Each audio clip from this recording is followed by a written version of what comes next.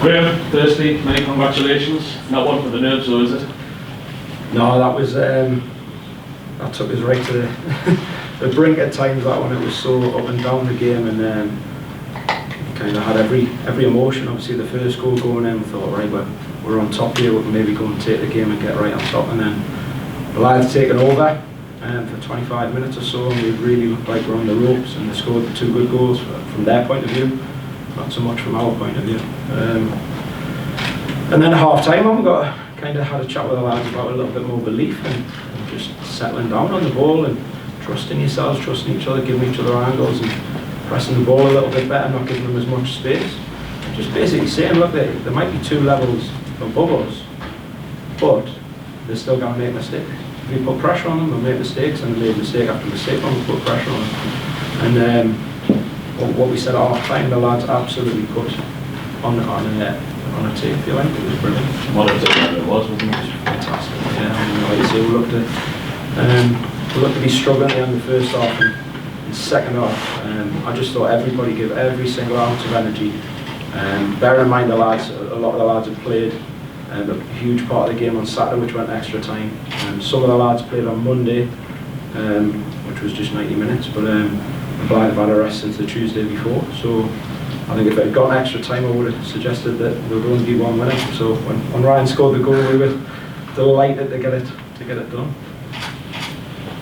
Graham, just a quick mention of the supporters have turned out in huge numbers tonight and have sang their hearts out for the entire 90 minutes. I mean, that win's obviously for them, isn't it? Yeah, I wish they were more quiet because I couldn't get my messages onto the pitch. I was trying to scream on, the lads were just like, what, I can't hear, you know. So they're always magnificent, you know what they're like. They're passionate, they support the town and the club exceptionally well. 1 or 2 of them get carried away every now and then, we've got to pull them back into line, as you know, but they're just a pleasure to play in front of. Extra special for you, Graham, the fact it was live. Well, of course, I mean, look, I had 7 really enjoyable years. I actually want to say that Blythe's the reason that I'm coaching now. I'd lost the love of the game when I was playing professionally. Went to Blythe Spartans, and for 7 years I absolutely loved it. But for whatever reason I had to leave. So yeah, it is special playing against your old club at any point, but when you've got a kind of affectionate feelings towards that club, it's special when you win. It was a great advert as well, was it, for Northumberland Senior Cup? I just thought both teams went at it trying to play the right way. I just thought the bravery out there to accept the ball in situations on both teams was exceptionally good. They organised, obviously, I know there's a lot of goals in, but generally both teams are really well organised, and I just thought it was a great game of football, and both teams were going to win the game and not just nullify each other. So, fantastic to be able to stage at St James's Park, great stadium like this. Yeah, I mean, it's obviously Morpeth were here last year against Blythe, and it's a huge thanks to Newcastle United for letting us stage the event here, because it means a lot. I mean, it's obviously the lads played at Wembley last year, and that's something special. But for boys from the North East to get to play at St James's Park is something they dream of as kids, you know. And once you get to do that as a person, you really enjoy the experience. I was lucky enough to do it a few years ago, and it's just a great place to play football. When that ball hits the back of the net, the injury time wears on your career, it must be right up.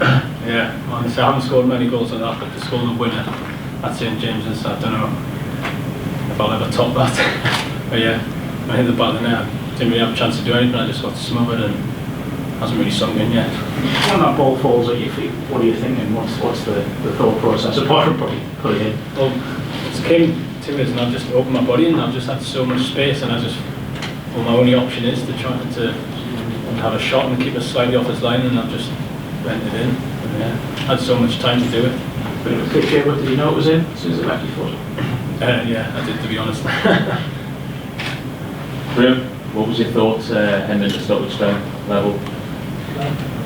Well, obviously getting prepared for extra time and just trying to think about what we're going to say to the lads in terms of just managing the time and trying to kill the game off as much as possible, because I would have thought that we'd be the team that were kind of maybe trying to get towards penalties. So yeah, I mean, obviously when the ball fell to Ryan's feet, I mean, it's a great move to get Ryan in, but as soon as he opened his body up, we knew it was going.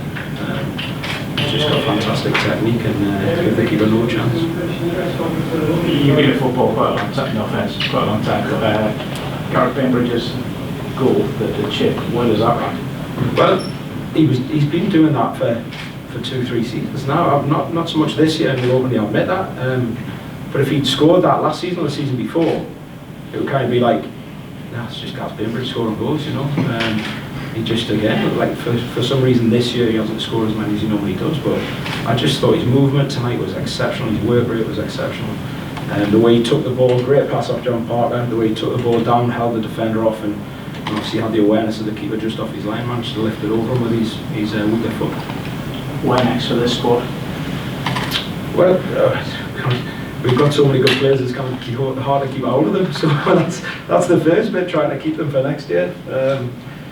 So as you know, we're not one of the big spenders in the Northern League, and there is chances for lads to go and earn more money elsewhere, but we have a really good atmosphere in the dressing room. We've got some great characters, and luckily for us, they blend really well, and it looks like they don't really want to go anywhere. So I'll get that sorted. Hopefully we'll add on with maybe another couple of strong players to kind of boost us and try and take us to the next level. But as you've seen tonight, we can hold ourselves against a team who's at the top of the Eagle Stick Prem and more than match them. So we're a young squad. We've got a few older heads in who do really well. Gary Olmston, Kev Hughes, John Parker, and then the rest of them just have the legs and belief and enthusiasm to go and kind of do the best they can, and it's great to watch.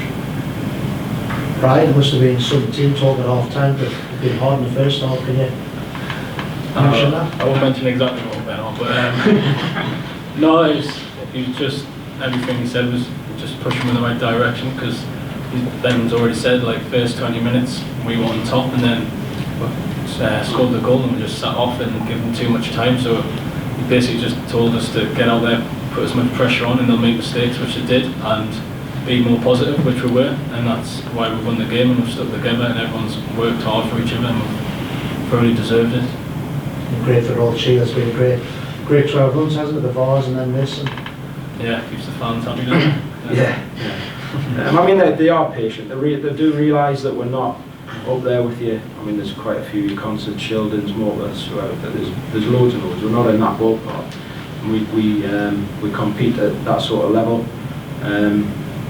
with what we've got, and it's credit to the lads who come in, like I say, and play for less money than they could get elsewhere. And that's credit to them, because it's dead easy. We know what it's like these days. If someone offers you an extra 5 or 10, a lot of players go, I'll go there, not thinking about what they're getting from the club other than the extra 5 or 10. So we're really lucky to have the lads we've got. Good stuff. Great. Okay. Great, well done. All right. Thanks, Thanks, chaps. Thanks very much.